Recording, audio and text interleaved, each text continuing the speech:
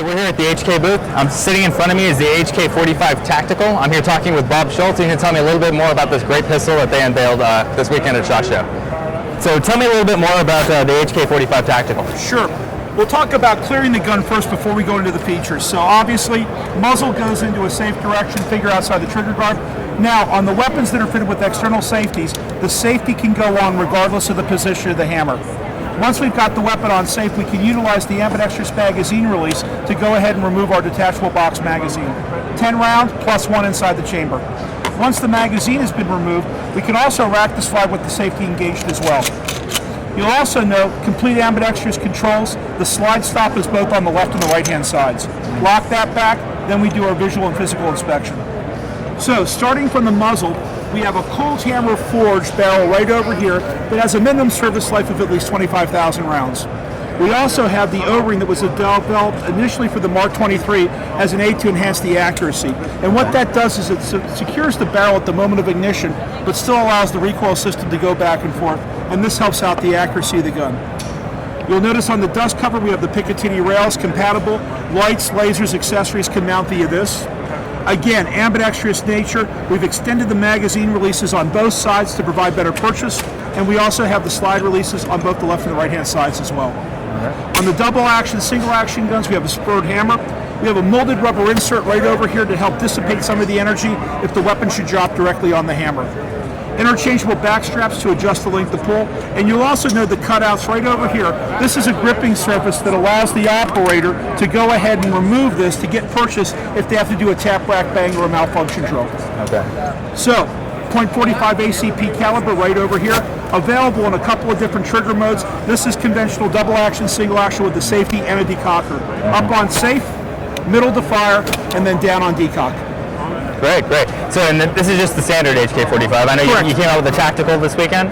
Well, we've had the Tactical for a while. Right. That's with a threaded barrel right over here. And now we also have different colored frames. Okay, I noticed this is OD green, and there's also, I think, an FDE version, right? Flat dark earth. Okay, perfect, perfect. I know that you mentioned the rail up here is for lights and accessories. It's you said it was a Picatinny rail. It's not like I know some of the like P2000 and the HK, they use a proprietary rail. Is that right? The USP came out with a proprietary rail. Okay. The P2000s call what we use a Glock rail or industry standard rail. Okay. And on the P30s and on the HK45s, Picatinny compatible. Okay. All right. That's great. That's great. I know this wasn't the only pistol that you unveiled this weekend, so let's can we go talk about the rifle? I think it was the MR7. There's an MR556 and an MR762. The 762 by 51. Sure. That's the one I was thinking of. So yeah, let's go check that out. Sure. All right. Thanks a lot.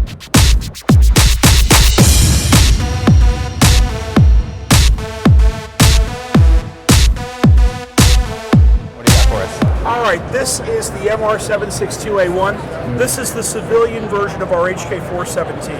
Okay. The main differences between the two, obviously, one, the commercial guns, there's no provision to fire full auto, single shot only. And also by law, we have a 16.5-inch barrel.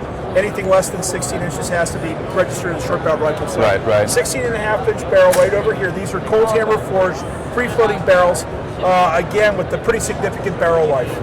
We have the Picatinny rail system right over here that encapsulates the short stroke gas system. There's a pusher rod and a gas piston that cycles the bolt on the top, unlike the direct impingement system on an M16 or an M4. You'll also notice right over here that we have the bolt catch as well as the protective cover right over here. The magazine well accommodates either a 10 or a 20 round magazine. We also have ambidextrous selectors on both the left and the right hand sides.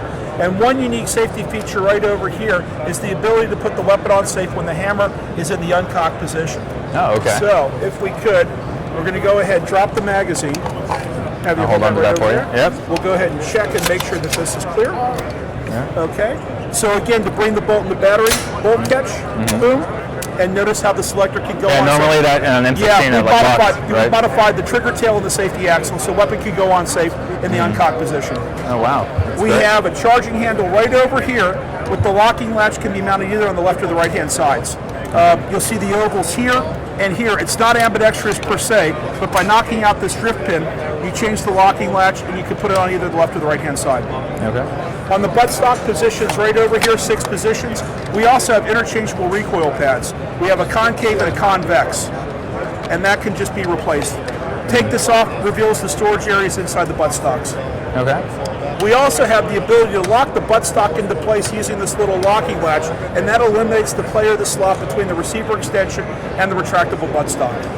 And finally, as an additional accuracy-enhancing feature, we have spring-loaded detents in both the takedown and pivot pins, and that eliminates the play between the upper and the lower receivers. Oh wow, yeah. I know they wobble a lot. Yeah. Wobble a lot.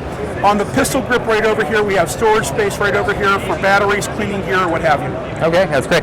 You were talking about the Cold Hammer forged barrel. Yes. What twist are we looking at? Are there a variety of options? Or No, I believe these are all 1 and 11-inch twists. 1 and 11-inch twist? Yeah. Okay, that's great. And they're not chrome lined? They're not. Okay. Advantages and disadvantages. You get a little bit better accuracy when you don't chrome line the bores, but it cuts down a little bit on the service life. Okay. Before you get excited, all our roller delay guns, the MP5s, the G3s, the 33s, none of those had chrome line bores. And those barrels lasted for years and years and years.